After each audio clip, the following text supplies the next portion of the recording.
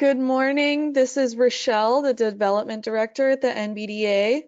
Thank you so much for joining us this morning. I know it's hectic times right now, and we really appreciate you spending time with us here.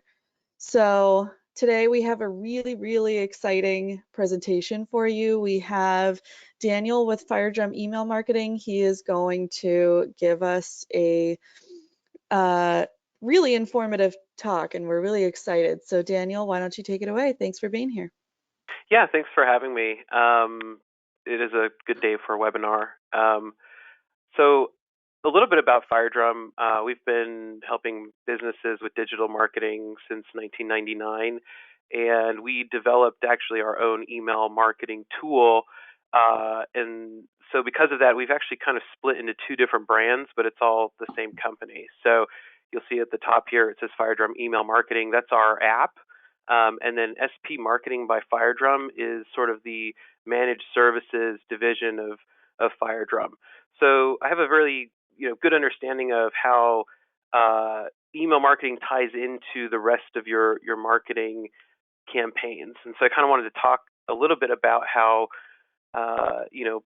any brick and mortar, specifically bike dealership or store, can utilize both of these things. So I'm just going to jump right into it. Um, let me see, I've got the pointer turned on. Wait, get this to go to the next slide. 1 second. Okay. So we often hear about marketing and forms in terms of a funnel, and it makes a lot of sense. We've got sort of this shape that's created when you put your name out there. Less people are going to continue down this path toward the purchase.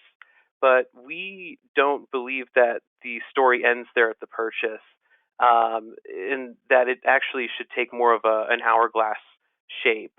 So I'm going to kind of walk through the funnel a little bit, and some of the things I'm going to be saying may be a little bit, you might already know, but I'm hoping we can get a little bit of aha moments, and then anybody can always reach out to me afterward if they have any specific questions. So let's start at the top. Anything that you do to get your business in front of new people would be considered top funnel. So examples of some of these tactics would be local SEO, paid advertising, print and direct mail, and then video, radio, or streaming ads can kind of fall under that paid advertising. But the paid ads I'm referring to in here would be things like pay-per-click, whether it's on social media or on Google. But anything that you're doing where you're spending time or money to get new people who have never heard of you before, to see you and see what you have to offer, that would all fall under top funnel tactics. So I want to focus on local SEO and the paid ads a little bit more. So let's talk about Google. Google is obviously the most popular search engine.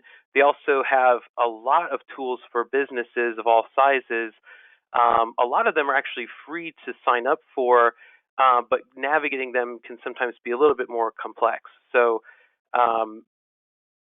the first one that everybody should have, especially if they have a brick and mortar location, is a Google My Business account.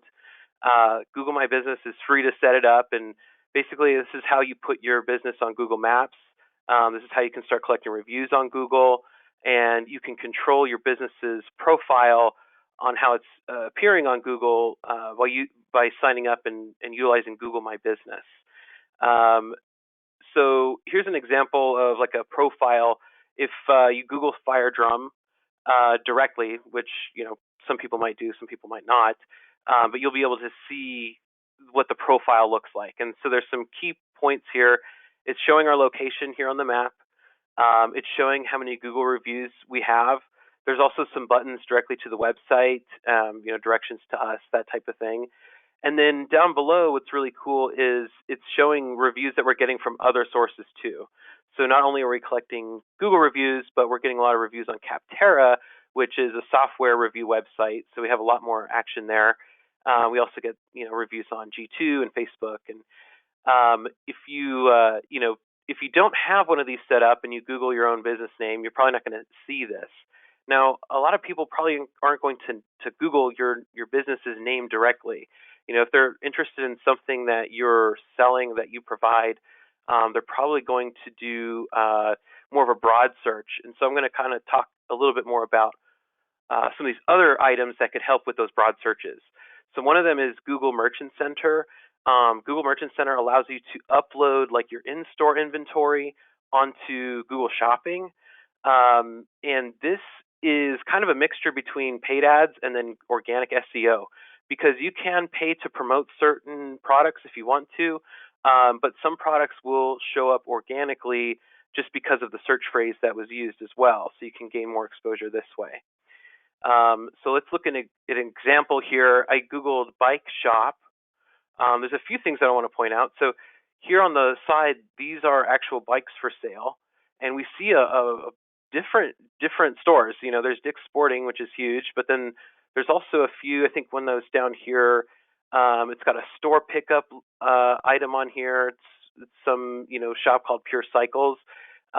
This person isn't paying for advertising. This person, is ranking organically just because they're probably a local shop. So the other thing to point out here is these three that ranked at the top are all ranking because they are local brick and mortars. So the phrase bike shop, Google knows that I'm looking for a physical place nearby me. They've really advanced in how they display these search engine results. So even the reason why this is important is, you can spend a lot of time on the on-page SEO, but depending on the term, you won't. None of that's really going to matter as much as just your Google My Business profile, the number of reviews that you have, and then the proximity between the person who searched and you. So I thought it was kind of interesting. So my office is right here by this bicycle ranch, but they didn't show up, number one for me. And in fact, Psychologic showed up number one. And the reason why is they've got more reviews. They have a higher number of 5-star reviews than Pedigo does.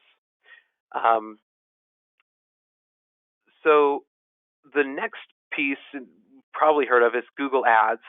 And this is a way for you to pay for the top position on Google for searches. But not only is it used for that, but you can also use it to set up what are called retargeting campaigns.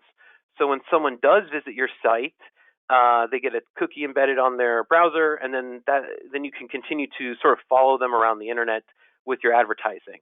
So a lot of people have witnessed that recently. Last couple of years, you go to buy something on Amazon, and then you're on another website and you see that same item again.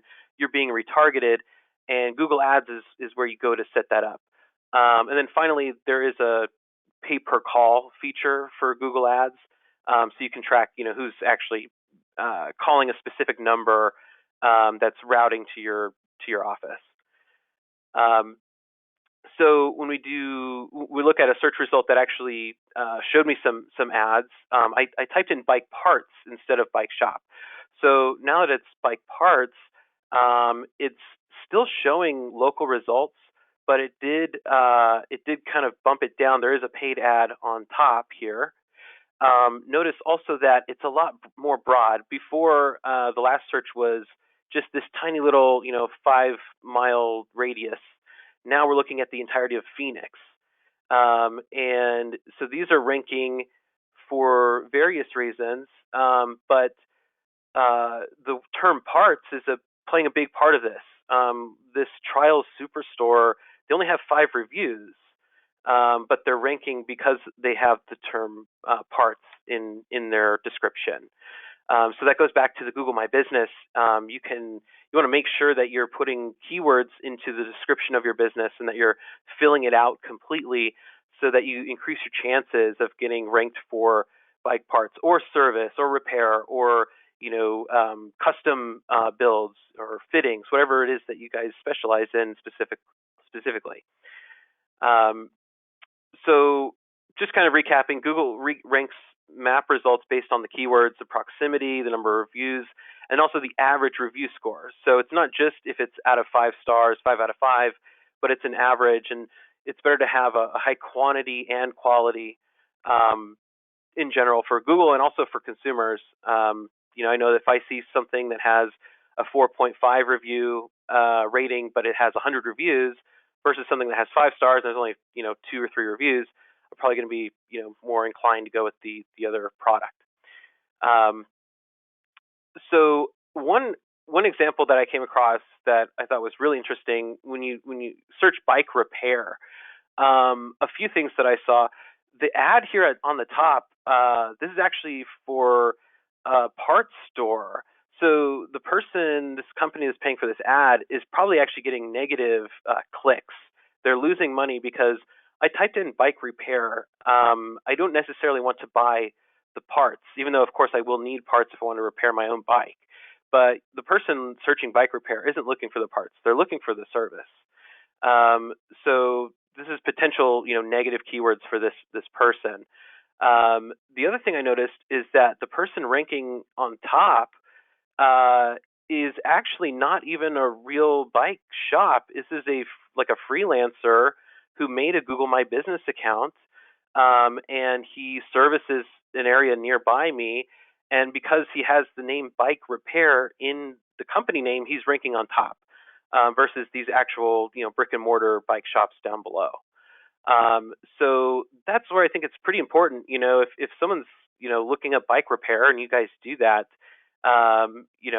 this this is a big deal to have the keywords in the actual description. So you can see like bicycle ranch, it says bicycle repair shop, that type of thing. So moving down the funnel, so you've paid, you've put in time and money to get the awareness to grow, and now the next step is the engagement, and this is going to be if they call you or if they actually go to your website or whenever they visit your store. That's that next step, and it leads right into discovery. So they start to learn about your offers and your service, and they start shopping. So whether they're shopping on your website or they're shopping in the store, or they're talking to you on the phone, they're discovering and they're having this. It's really the first interaction that they're having with your brand. And so this is a really good opportunity for you to trade value for an email address. So you can do this in a few different ways. It can be online with like a web form, or it could be as easy as like a clipboard, a sign up right at the register, or you can advance that a little bit to like a tablet. The benefit of a tablet is if you have the person actually type the email themselves, less likely to have a misspelling or trying to read their handwriting later on. So a value piece would be anything from like an immediate discount, free stuff, if it's an actual product that's free, or just like a service that you guys offer, do for free. Or it doesn't have to be a giveaway. It could be like an informational PDF. So, top 10 things you need to know before getting ready on your next journey on a bike ride, something like that, or ways to reduce the wear and tear on your mountain bike. Something that kind of entices them, to trade an email address for the information or the coupon, is a way to grab that, and that's going to be pretty vital in terms of maximizing your ROI. So some people are going to buy after this next step. They hear about you, they see the deals, they talk to you, and then they buy something. But notice it's just some of the people buy. That's why this is the most narrow part of the funnel. Not everyone makes it through. By incorporating the email capture into the funnel, we're going to be able to continue to market to the people that didn't buy the first time. So we send them emails to re-engage and start this piece over, and it's sort of never ending. And this piece actually does continue down the hourglass. They have that first experience with your brand right after purchasing it, and so they've adopted the brand, and those positive digital interactions with your brand help them retain as a customer. And so some examples of those interactions with email, I'm going to jump into those right now. So if you're doing email, if you're not doing email, you should definitely start. The easiest way to start is with a sign-up form. Just start collecting the addresses, even if you're not sure what you're going to send right away. The email addresses are valuable. I would even say that an email address is more valuable than a Facebook like or an Instagram like. I can go into that a little bit more later. But the first thing that you want to do is a welcome email. So as soon as they sign up, you need to send them an email right away. And this can be automated. I know that with FireDrum, we have an auto sender feature, so you can send email right away, right after they sign up. Most ESPs have this as well. And the reason why this is important is we're trying to stay in their inbox. And the way to do that is through engagement. If they stop opening or clicking your emails, they'll slowly start to have your emails going into the promotions folder and ultimately into the spam folder. I've noticed this myself. I've signed up for, plenty of different things, and if I don't open it, I go into my spam and I'll see something I signed up for last year. So you want to start off the engagement right away, and we're really likely to open an email right after we subscribe to something, partly because we're expecting it. We fill out the form, and then we get a little ding on our phone or a notification on our desktop that we just got that email. Especially if we filled out a form that said we're going to get a coupon code, we're definitely going to open that email.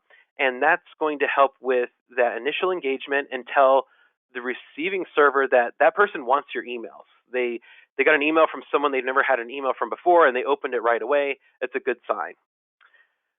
You can also extend welcome emails to a drip series. So sending emails out, over the course of the first 3 months after they've purchased, sending something every week or every other week, kind of as aggressive as you want to be or light as you want to be, but something that kind of works in the background for you to stay in touch with these people after the fact. Birthday emails are huge because it helps with, again, that positive digital experience with your brand. They may not actually take the birthday offer, or maybe you don't even need to send them a birthday offer. It's just a happy birthday from us. That goes a long way because everyone remembers negative experiences pretty heavily. We really need to pad their experience with positive experiences. In case there's that event that they have a negative experience, we've really sort of set ourselves up to prevent negative reviews and things like that because we've had this relationship built up with that person. So birthday emails, everyone likes getting stuff on their birthday. You can also personalize those emails to say, their name and, even give them like a special discount or something if you want to. And then finally, educational newsletters. You don't want to only send coupons out all the time because people are going to start thinking that there's always a sale, so there really is never a sale. There's one problem. The other thing is they'll start just, they don't need to buy something from you every time they get an email from you. So we want to keep the engagement high, and the way to do that is to send a mixture of really good content. So I just grabbed some images over here, like top 10 reasons. These are types of things that you can use to increase opens, like giving them, here's the top 10 reasons you need this bike over that bike, or, wherever the case may be, or anything important with the industry or, seasonal items. Those are all ways to tap them on the shoulder, remind them that you're there, but without being a hard salesperson. A good mix of content would be about 20% sales ads, flash sales, and then 80% just digestible text content, stuff that they want to read, anything like that. And then finally, expansion. So, by the time someone's gone to this point, they've probably purchased a few times, if not had a just really good experience with you. And we can start to sell more things to them. Did they buy a bike last year? Then they might need to get it tuned up. Do they purchase a new bike? Then offer a new helmet. Expansion can be a game changer because if we're only focusing on the top funnel, then you may get a ROI, but there's no way of knowing how much it could have been if you'd done some of these other items. And then finally, advocacy. So now this is the modern day word of mouth. They are, talking and recommending you. And you can even, push them to recommend you by asking them to refer to friends, doing offers in that way. So they are now an advocate of your brand. So I mentioned, before, we do have our own app, and so I just want to kind of show just a couple things about that. It's affordable, powerful, easy. It's about half the price of Constant Contact or MailChimp. So it's, right away, it's going to save you if you're using any of those other tools. It does have everything you need to kind of get going: capture form creation, integrations with Zapier and other tools. We have email template design, and it's all mobile responsive. There's no coding needed. You can just drag and drop your images in, place links, and they're going to look good on desktop and phones. They're going to respond to the screen size. So here's just a preview of like the drag and drop editor. Pretty simple stuff, just grabbing in these sections and making your edits. We report on not just opens and clicks, but you can actually see the read duration. So if someone opens your email, you can see if they had it open for longer than 7 seconds, or if they opened it and then moved on and just glanced at it. And you can use those insights to help you improve your content, or to decide which type of sale works better. Do they like free shipping, or do they like 10% off? And the list management is really very easy. I've heard a lot of people tell me they like it a lot better than some of these others. We only count unique contacts, but these contacts can have all these different personas, and they can fall into these different segments. So different styles of bikes, or types of riders, whether they're mountain or racing. You want to be able to put these people in different buckets so you can send the right messages to the right people. So FireDrum allows you to do that. But what I think really kind of makes us stand out is that we have managed services, which are a lot more affordable than some of these others. So we do assign you to like a dedicated account manager. They can help you design emails, consulting with strategy, and going beyond the email and how it works with your other digital marketing efforts, with your website, or who knows, even like print. If anyone's doing like mailers to neighborhoods around them, you really should incorporate some tie back into the digital landscape, like a QR code or a coupon code, or something that allows you to track that. And our account managers are really familiar with that and can kind of help you. And we also, we're already working with a few NBDA members, so we're very familiar with the industry. And I think there's some strength in that. We can learn from one person and sort of spread the knowledge and share the wealth, because we're managing. So that's all I have for today. And I want to thank everybody. And I'm not sure if I rushed through it or spoke too fast, but again, I'm available for phone calls or emails after the fact. Feel free to reach out to me. Great. If anyone has any questions, there's a spot where you can type them in. Otherwise, Daniel, they can just contact you directly, right? Yep, exactly. Perfect. This is really great information. Thank you so much. The NBDA, we use FireDrum. We're so happy with it. And if you're curious, we urge you to contact them because they're just wonderful to work with. So thanks so much, Daniel, for Yeah, thank being you. here and for the information. Yeah, definitely. I hope you guys enjoy the rest of the week. Thanks so much. Yep. Bye-bye. Bye.